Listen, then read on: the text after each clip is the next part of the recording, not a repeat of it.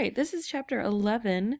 Sections 1 through 3 are what we're going to start with on liquids and intermolecular forces. To give us kind of a good starting point, I do want to remind you that in a previous chapter we discussed gases. In this chapter we're going to focus more on the liquid form. The next chapter would be solids, but typically I don't get to cover that one during the course of our semester. The fundamental, really what we want to just kind of jump in here and remind ourselves of is when we talked about gases, we said one of the major characteristics of gases was that they were always really far apart, always moving really, really fast, not necessarily visible, and they tend to have different properties based on those particular characteristics. All of it comes down to kinetic energy. We will talk about how that comes into play with liquids, just like we did with gases. But with our liquids, they tend to be closer together. They do interact a little bit more. They're able to change position pretty quickly, just like our gases are able to change position very quickly. You can think of our liquids as somewhere between a solid and a gas as far as movement. Going to be slower, but still going to be faster than if it were in a solid state. From there, we just want to make sure we understand a couple of the different pieces of terminology, and there are quite a few that will come up. First is just going to be on this idea of a condensed phase. So since these things are in smaller and smaller spaces together, we refer to them as condensed phases. What that typically means is that particles are sliding up against each other or are very close together. And then we get into just some basic characteristics of the different properties of matter. So gases, like we said, going to be able to expand to fill whatever the shape of the containers are. They're easily compressed. They do what we call flowing. In fact, in physics, we actually refer to a fluid as either a gas or a liquid phase because of some of the things that they have in common. The difference, though, between a gas and a liquid is that no, a liquid is not going to expand to fill all of its container. Instead, it will actually just take the shape of whatever container, whatever portion of the container it is actually occupying. Another thing to kind of think about is we talked about diffusion in our gases, and diffusion occurs very, very quickly in the gas phases. So you can think of this as like how quickly does mixing occur. Diffusion in a gas is going to be very quickly. In a liquid, mixing is going to take place slower, but will still take place in some fashion on a visible level. When we talk about the very big concepts here, the first one and the one that I know you all know is kinetic energy. And I know you know this because we talked about it at length when we were talking about our gases in our previous chapter. So it's the first big thing that actually defines what state a substance is in. Another big thing that's going to define what state a substance is in is what we call the attractions between the different particles. And how strong those attractions are going to give our liquids different characteristics. And we'll talk about those characteristics as well as what those different forces are. And those forces, of course, are then called what we've termed before intermolecular forces. So inter meaning between molecule. Here we see a version of a very strong intermolecular force referred to as a hydrogen bond. So the hydrogen and the chlorine atom are the thing that are actually creating the intermolecular attraction.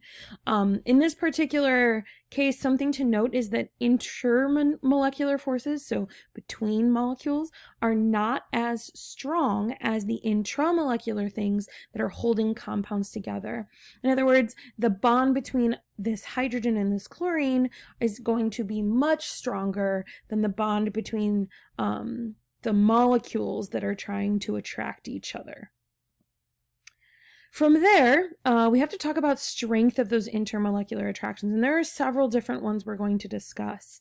But the strength of those different intermolecular attractions are going to be things that help us identify how the molecule will behave or how the type of molecule will behave. So like we're going to link all of these to what we would call physical properties. Boiling, melting points, the vapor pressures, viscosities, surface area, surface tension, things of that nature. We're going to call the intermolecular forces as a group, so all of the ones we're going to discuss first, are going to be referred to as what we call van der Waals forces. So this is the general designation for all of the intermolecular forces we're going to describe. And I believe there are 3 that we're going to describe here underneath the heading of van der Waals forces. We will finish off this chapter by describing one more intermolecular force referred to as an ion dipole interaction, but for now let's focus on the 3 major van der Waals forces. They are going to be dipole-dipole interactions, hydrogen bonds, and then London dispersion forces. And these are going to go pretty much in order of strongest to weakest. Our London dispersion forces are present in all molecules and tend to be the weakest of these forces. Every molecule that is in the liquid phase is going to experience London dispersion forces. Hydrogen bonding is only going to take place in certain types of molecule-molecule interactions, and dipole-dipole interactions is another one that we can kind of predict whether or not it will be present based on the characteristics of a molecule that we can look at up close. So the first thing we want to describe is the London dispersion forces. Now, when we say London dispersion, one thing I want to make sure you know is this has nothing to do with London and very little to do with dispersion. So what happens in the course of the inside of an atom, okay? So let's think atoms that have our atomic interactions that involve the electrons and the outside and the protons and neutrons on the inside. Now, the electrons are going to typically kind of float around chaotically. Remember, they don't necessarily have a path that they follow. Our electrons, we call them an electron cloud when they're in these different atoms because they don't have a specific location where they are going to be found reliably. What does happen is that once in a while, the electrons end up on the same side of an atom. So think anything that isn't hydrogen is going to have more than one electron. And so that distribution of electrons within that atom can sometimes become uneven. And when that happens, what we see is what we call an instantaneous dipole. And so this instantaneous meaning very brief, not going to stick around forever. This instantaneous dipole that can happen on one atom can create a charge distribution. So we can see that since our electrons are both on one side of the atom, we have a negatively charged side of the atom. And because there's nothing on the other side except for the atom's nucleus, we can say that the other side of the atom happens to be positively charged. So this distribution is kind of an instantaneous, it happens randomly, there is no way to predict it, but we can actually think about this on a huge molecular level. So when we zoom in on one atom, we look at one dipole at a time. But if we zoom out, we know that liquids and substances are made up of tons of different atoms. So multiples of these can be happening at the same time. And because that's the case, we're going to call this type of intermolecular interaction one that's always present, because we know that this is going to happen. It might not happen to every atom at one time, but it will happen to multiple atoms within a huge set of atoms. In this particular case, at that particular point, that instantaneous dipole makes this atom, the atom, polar. And that means one side is negative, one side is positive. From there, that instantaneous dipole on atom A, it was atom B that had the instantaneous dipole in our previous interaction. That instantaneous dipole then causes the other atom it's near to have another dipole. So in other words, we have this negative positive charge on atom B, and that negative positive distribution causes the other atom to have a negative positive distribution. We call this an induced dipole, because this particular atom, which had an instantaneous dipole, a randomized distribution of negative and positive, induces that negative positive distribution onto another atom or molecule. In this particular case, what happens is this negative charge repels the other electrons, and those electrons move away from the electrons in the first atom, thereby inducing what we call a dipole, aka a polar distribution. This is going to be the London dispersion force. This is the attraction that exists, this little red line, this is the attraction that exists between two atoms, one that had an instantaneous dipole and one that had an induced dipole as a result of that instantaneous dipole interaction. Okay, these are present in everything. So if I ever ask you a question, what intermolecular forces exist in this particular substance, your number one and default answer should always be London dispersion forces. They're always going to be present. Whether the molecules you're looking at are polar or nonpolar, these are always present. The tendency of whether or not this will happen has to do with how polarizable a molecule is, yes. But when we say polarizable, that's kind of like saying, okay, it's easy to induce a dipole on a helium atom versus something that might have a ton more electrons, like say a lead atom.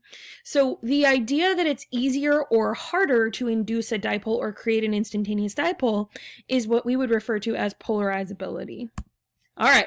So here are some of the things that affect how strong or how many London dispersion forces actually are in existence. Okay, first thing's going to be the shape of the molecule. So if we think long chains of molecules, these have multiple places where London dispersion forces can actually exist. So if you look at the difference between, say, these two molecules up at the top and these two at the bottom, the two molecules up at the top have a lot more surface area in which they can interact with each other. In other words, if you try to draw as many straight lines between these two molecules as you can, you're going to get a whole lot more of those straight lines between the outer edges of these two molecules than you are between the outer edges of these two molecules. And this is because you have larger surface area. So larger surface area increases contact, which increases the number of dispersion forces or the strength of dispersion forces that is in existence, versus something that has smaller surface area, which isn't going to have as many of those dispersion forces. Another one is going to be molecular weight. The heavier the molecule, the more the London dispersion forces there will be. Larger atoms, larger molecules, all of those are going to have more electrons. And the whole idea here is the more electrons you have, the more of that distribution can actually exist, right? We can put more negative charges on one side versus another. And another thing to think about is going to be how many valence electrons does something have to deal with? If there aren't a lot of valence electrons, then most of the electrons that are going to be involved in any kind of bonding or any kind of intermolecular interactions are going to be shielded, and those can't actually participate in bonding or a whole lot of things. Now, these shielded electrons can have an effect on London dispersion forces. I hope you can all picture my hands and how I teach with my hands, because I'm teaching to my computer in my living room with my hands and no one can see them. So that being said, one thing to take away from here, so this is our second thing that it affects our London forces. Our second thing is going to be that larger atoms are going to have larger electron clouds, and because of that, we're going to have an easier time of getting all of the electrons that are valence to one side versus another. Okay, dipole-dipole interactions are going to be our next type of interaction. These are going to be ones that have permanent dipoles. So we already learned that a dipole is a distribution of the electron charge. In molecules that are polar already, they already have a permanent dipole. That term dipole, remember, refers to electron distribution. So we've said in the past that a molecule is polar if it has an uneven distribution of electrons, right? An uneven distribution of electron density. In that particular case, the positive end of your polar molecule is going to be attracted to negative ends of other polar molecules, and so on and so forth. The positives are going to line up with the negatives, and the negatives are going to line up with the positives, and you get this nice intermolecular interaction between these different dipoles. Now, this is really only going to matter if these dipoles are going to be in an enclosed enough space that they can interact. In other words, liquids and solids. So we've really only talked about gases and the phase of gases. With gases, we haven't really discussed any interactions due to polarity, because for the most part, we just assume gases do not interact with each other. And we cannot make that assumption moving forward. In fact, now that we know that dipoles are going to be something that can impact environments, any molecule that is polar in any way can have dipole-dipole interactions. So the default is everybody has London dispersion forces. The strength of that is impacted by, like we said, atomic weight and surface area, aka the length of the molecule or the shape of the molecule. Dipole-dipole interactions are going to exist if there are polar molecules in close contact with each other. The more polar the molecule gets, the stronger the interaction is. And one of the things to introduce here is the idea that the stronger the interaction, the higher the boiling point is going to be. This will go for our dipole-dipole interactions. This will go for hydrogen bonding. This will go for our London dispersion forces. The stronger the intermolecular forces, the more the intermolecular forces, the higher the boiling point is going to be, because it will take more energy. Remember, temperature is related to kinetic energy. It will take more energy, meaning you have to put more and more of it in order to get these things to move apart from each other. And what is a phase change if not putting kinetic energy in and increasing movement, if anything else, right? So when we go from solid to liquid, we've put enough energy in that our molecules are not solid anymore. They're starting to move more and they get into that liquid form. When we go from liquid to gas, aka a boiling point, we have to put so much energy in to get those liquid molecules to break apart from each other and move into the gas phase of matter, where they're going to move a lot faster and they're not going to interact with each other as much. Okay, so which of these two is going to have a greater effect on things like boiling point or physical properties? Well, I'm going to make the argument that dipole-dipole interactions are going to be the ones that are strongest. And because they don't have to induce a dipole in order for the interaction to exist already.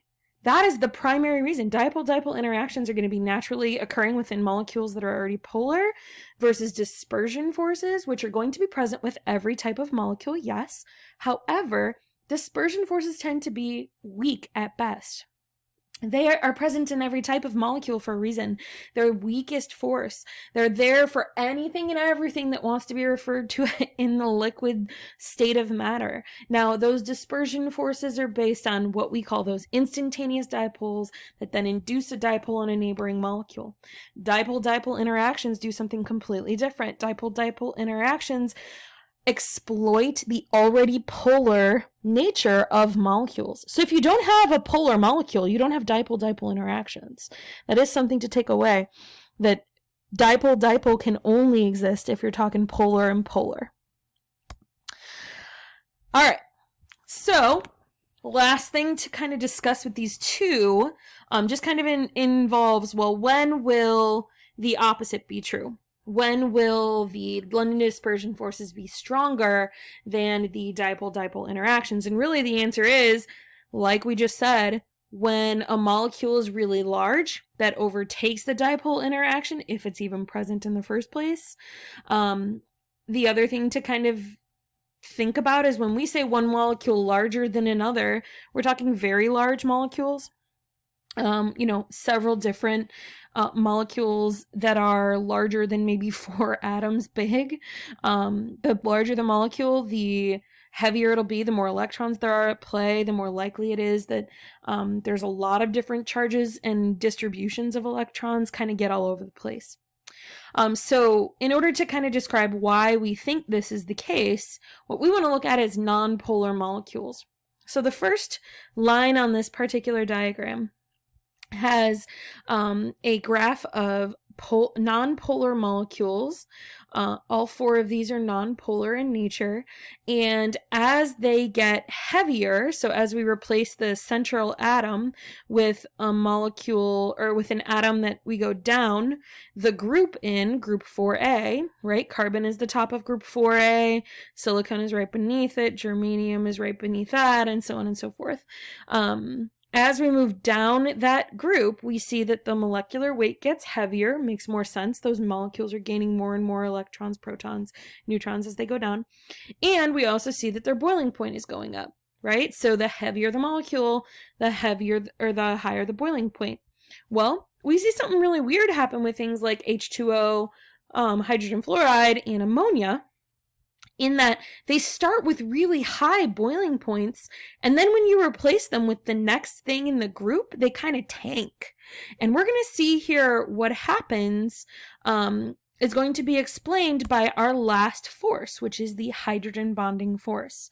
So this is a special type of dipole-dipole interaction. This interaction, and it's very, very important that you make a note of this, write it down. I don't care what you do to memorize what hydrogen bonding is, but for some reason, it's very difficult to kind of remember what this is. So just real quick, it's a type of dipole-dipole interaction that can only be experienced in molecules when hydrogen is bound to oxygen, fluorine, or nitrogen.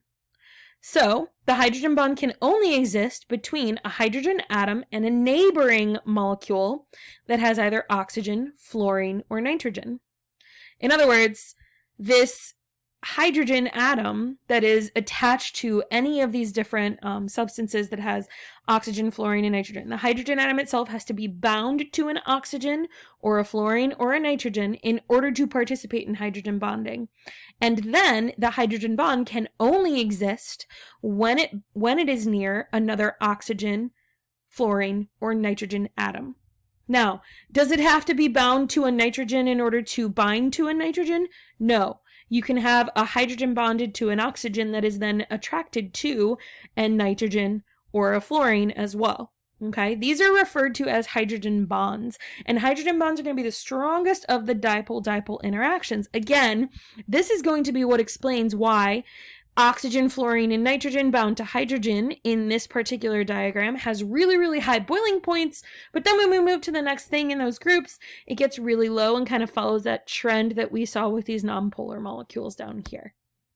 Okay, so hydrogen bonding has a lot to do with how the difference in electronegativity of hydrogen, nitrogen, oxygen, and fluorine is going to be, as far as, since they are all very close to fluorine, or they are fluorine, they're going to have the largest difference in electronegativity. So it's just kind of one of those reasonings is why this is proposed, as far as why hydrogen bonding is so strong. Now, hydrogen bonding, and you're going to see this picture of a snowflake on your screen.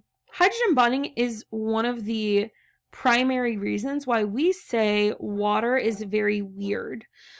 When hydrogen bonds to any element, it exposes its nucleus because remember, it only has one electron to bond with.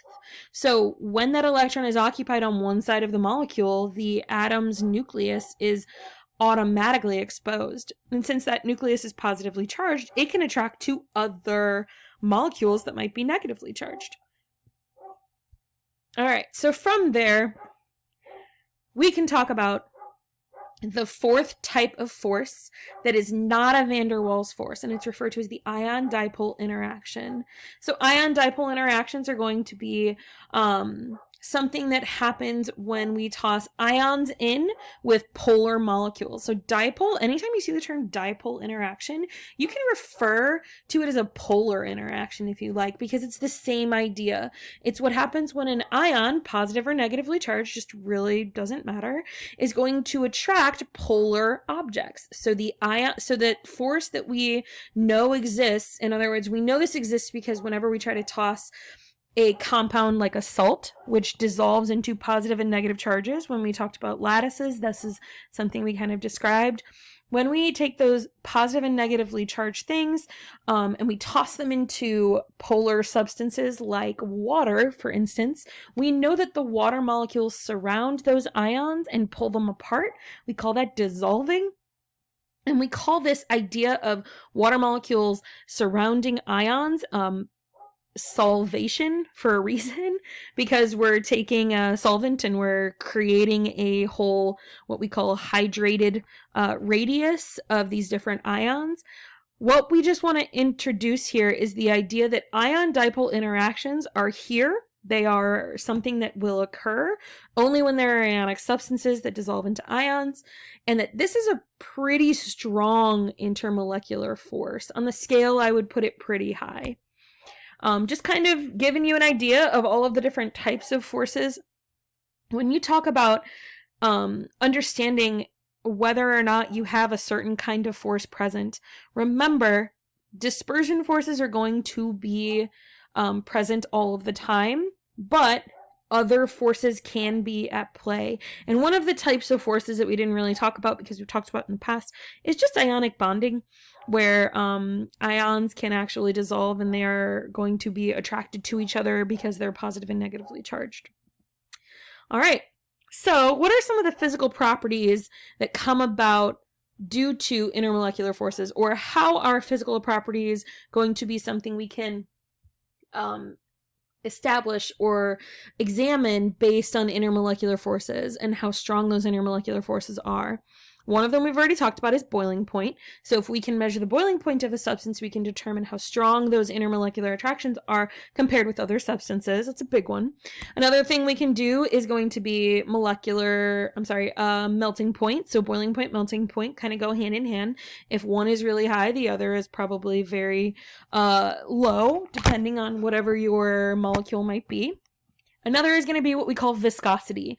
So viscosity is something that I want you to think about the stickiest substance that you can come up with in your brain. So molasses or corn syrup or anything of that nature. Those are going to be very highly viscous molecules that resist what we call flow. So the length of time it takes for something to flow, say down like a straw, right? Think like the thickest milkshake you've ever tried to drink out of a straw. That's going to be a super viscous thing. Compare that with, your Starbucks in the morning. That's a very easily flowing liquid. One of those things is very viscous. The thing that resists flow is viscous. And one of those things is not. When it comes to viscosity, the stronger the intermolecular forces are, so the stronger the molecules are attracted to each other, the stronger the viscosity will be.